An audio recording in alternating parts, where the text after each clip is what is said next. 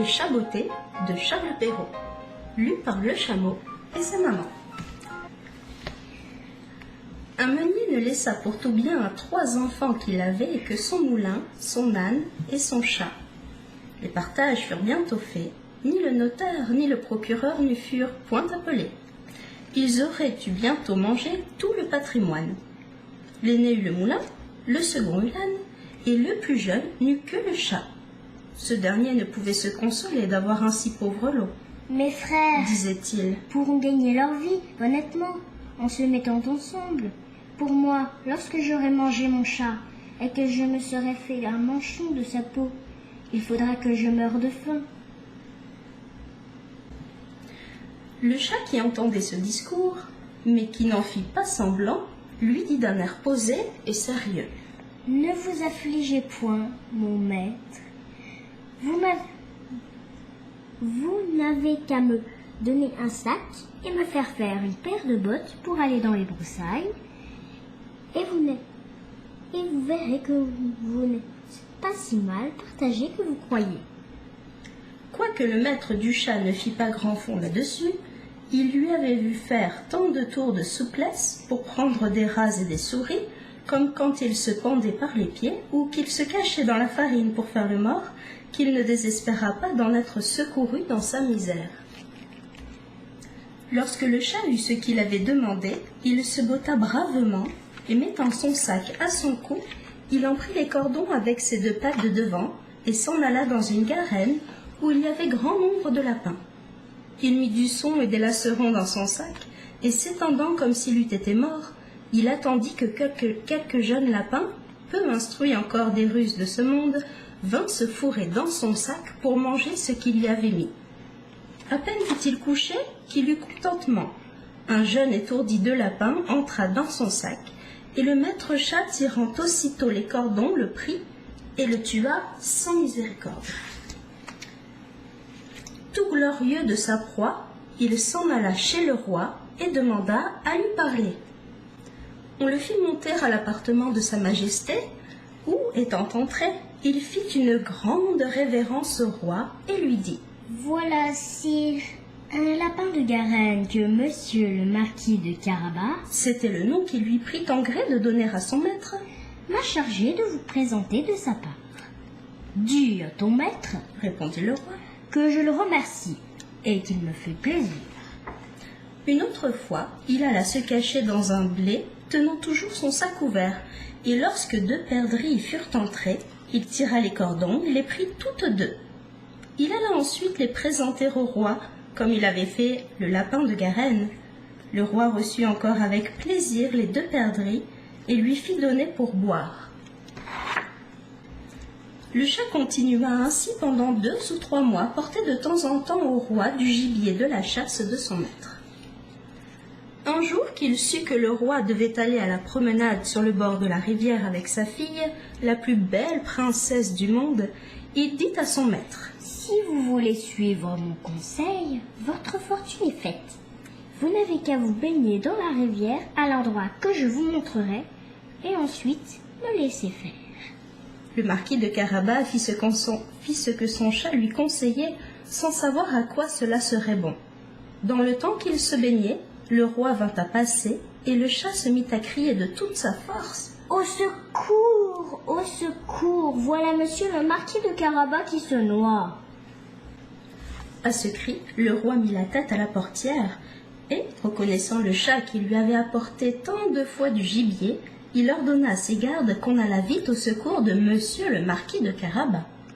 Pendant qu'on retirait le pauvre marquis de la rivière, le chat s'approcha du carrosse et dit au roi que, dans le temps que son maître se baignait, il était venu des voleurs qui avaient emporté ses habits, quoiqu'il eût crié aux voleurs de toute sa force.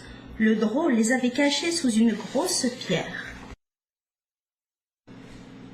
Le roi ordonna aussitôt aux officiers de sa garde-robe d'aller quérir un de ses plus beaux habits pour monsieur le marquis de Carabas. Le roi lui fit 1000 caresses, et comme les plus beaux habits qu'on venait de lui donner relevaient sa bonne mine, car il était beau et bien fait de sa personne, la fille du roi le trouva fort à son gré, et le marquis de Carabas ne lui pas eut jeté 2 regards fort respectueux et un peu tendres, qu'elle en devint amoureuse à la folie. Le roi voulut qu'il montât dans son carrosse et qu'il fût de la promenade. Le chat, ravi de voir que son dessein commençait à réussir, prit les devants et ayant rencontré des paysans qui fauchaient un pré, il leur dit: Bonnes gens qui fauchez, si vous ne dites qu'au roi que le pré que vous fauchez appartient à monsieur le marquis de Carabas, vous serez tous hachés, menus comme charapatés. Le roi ne manqua pas de demander aux faucheux à qui était ce pré qu'il fauchait. C'est à monsieur le marquis de Carabas, dirent-ils tous ensemble, car la menace du chat leur avait fait peur. Vous avez là un bel héritage, dit le roi au marquis de Carabas. Vous voyez, sire, répondit le marquis, c'est un prêt qui ne manque point de rapporter abondamment toutes les années. Le maître chat, qui allait toujours devant, rencontra des moissonneurs et leur dit: Bonnes gens qui moissonnez, si vous ne dites que tous ces blés appartiennent à monsieur le marquis de Carabas, vous serez tous hachés, menus comme charapatés. Le roi, qui passa un moment après, voulut savoir à qui appartenaient tous les blés qu'il voyait. C'est à monsieur le marquis de Carabas, répondirent les moissonneurs, et le roi s'en réjouit encore avec le marquis. Le chat, qui allait devant le carrosse, disait toujours la même chose à tous ceux qu'il rencontrait, et le roi était étonné des grands biens de monsieur le marquis de Carabas. Le maître chat arriva enfin dans un beau château dont le maître était un ogre, le plus riche qu'on ait jamais vu, car toutes les terres par où le roi avait passé étaient de la dépendance de ce château. Le chat, qui eut soin de s'informer qui était cet ogre et ce qu'il savait faire, demanda à lui parler, disant qu'il n'avait pas voulu passer si près de son château sans avoir l'honneur de lui faire la révérence. L'ogre le reçut aussi civilement que le peut un ogre et le fit reposer. On m'a assuré, dit le chat, que vous aviez le don de vous changer en toutes sortes d'animaux, que vous pouviez par exemple vous transformer en lion, en éléphant. Cela est vrai, répondit l'ogre brusquement. Et pour vous le montrer, vous m'allez voir devenir un lion. Le chat fut si effrayé de voir un lion devant lui qu'il gagna aussitôt les gouttières, non sans peine et sans péril, à cause de ses bottes qui ne valaient rien pour marcher sur les tuiles. Quelque temps après, le chat, ayant vu que l'ogre avait quitté sa première forme, descendit et avoua qu'il avait eu bien peur. On m'a assuré encore, dit le chat, mais je ne saurais le croire, que vous aviez aussi le pouvoir de prendre la forme des plus petits animaux, que par exemple de vous changer en un rat, en une souris. Je vous avoue que je tiens cela tout à fait impossible. Impossible, répondit l'ogre. Vous allez voir. Et en même temps il se changea en une souris qui se mit à courir sur le plancher. Le chat ne l'eut pas plus tôt aperçu qu'il se jeta dessus et la mangea. Cependant, le roi qui vit en passant le beau château de l'ogre voulut entrer dedans.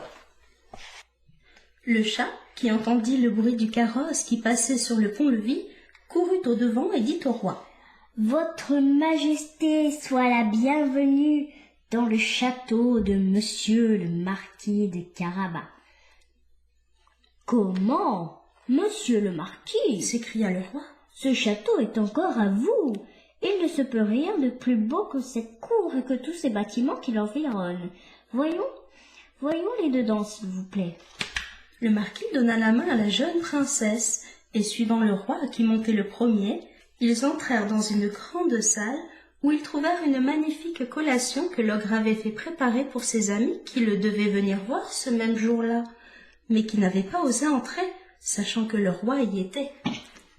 Le roi, charmé des bonnes qualités de monsieur le marquis de Carabas, de même que sa fille qui en était folle, et voyant les grands biens qu'il possédait, lui dit après avoir bu 5 ou 6 coups: Il ne tiendra qu'à vous, monsieur le marquis, que vous ne soyez mon gendre.